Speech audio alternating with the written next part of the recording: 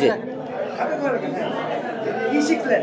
Sir, আজকে অনেক কিছুই শেখার ছিল এবং অনেক ভালো লাগছে যে একটা গাড়ি ভাড়া করতে গেলে আমাদের কি কি কন্ডিশনগুলো জানতে হয়, আমাদের কি কি কন্ডিশনগুলো ক্লিয়ার করে নিতে হয়।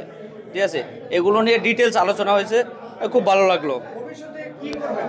কি করবেন এই ধরনের কিছু করবেন? যদি ভবিষ্যতে আমার এর দায়িত্ব পাই তাহলে অবশ্যই আমি আগে এখানে যে টার্ম অ্যান্ড কন্ডিশনগুলো এগুলো আগে ক্লিয়ার করব পার্টির সাথে, যে আমার যে কন্ডিশনগুলো আছে ওগুলো ক্লিয়ার করা, দেন তারপর আমাকে যে গাড়িটা দিবে গাড়িটার এবং তার ড্রাইভার এভরিথিং সব কিছু ঠিক আছে কি না জেনে তারপর আমি গাড়ি ভাড়া নেব।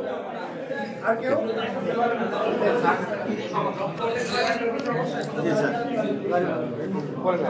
এখানে আচ্ছা, হ্যাঁ, আজকের এই যে ট্রান্সপোর্ট হায়ার করতে গিয়ে কতগুলো প্রসেস অবলম্বন করতে হয়, কি কি খরচ আমার এখানে আসতে পারে সেইগুলো কনসিডার করে নিতে হয়। তো আজকের এই আলোচনা থেকে এই যে পয়েন্টগুলো আমরা শিখলাম, ভবিষ্যতে যখন আমরা কাজে যাব এই যে যে ডিসকাশন থেকে যে এগুলো চলে আসছে, হ্যাঁ, ভাড়া, রাস্তার খরচ, payment terms, loading unloading, hiring, তারপর লেবার খরচ, কিলোমিটার প্রতি যে হিসাবটা বের করা, এগুলো একটু ভালো একটা পরিষ্কার ধারণা হয়ে গেলে প্র্যাকটিক্যাল ক্ষেত্রে এগুলো কাজে লাগাতে পারবো। আর কেউ? কে বলবেন? আপনি বলবেন। এই যে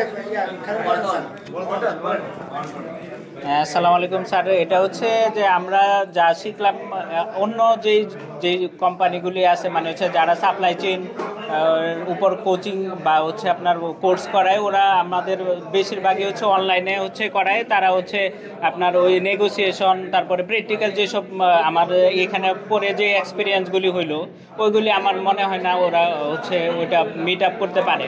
আর হচ্ছে যে এখানে আমরা দুই পক্ষ, মানে হচ্ছে যারা হচ্ছে ট্রাক আমরা ভাড়া করতেছি বা যারা দিব, সবাই ওদের টার্মস অ্যান্ড কন্ডিশন সম্পর্কে জানলাম, যে আসলে একটা জিনিস ভাড়া করতে গেলে বা আমার কি কি খরচ হয় বা উনি আর কি কি বিষয় দেখতে হয় সব কিছু জেনে, মানে হচ্ছে প্রত্যেকটা বিষয় আমরা ইন্ডিভিজুয়ালি জানতে পারলাম। এটা অনেক আমাদের ভবিষ্যতে হেল্প করবে এইসব বিষয়ে নেগোসিয়েশন করার জন্য।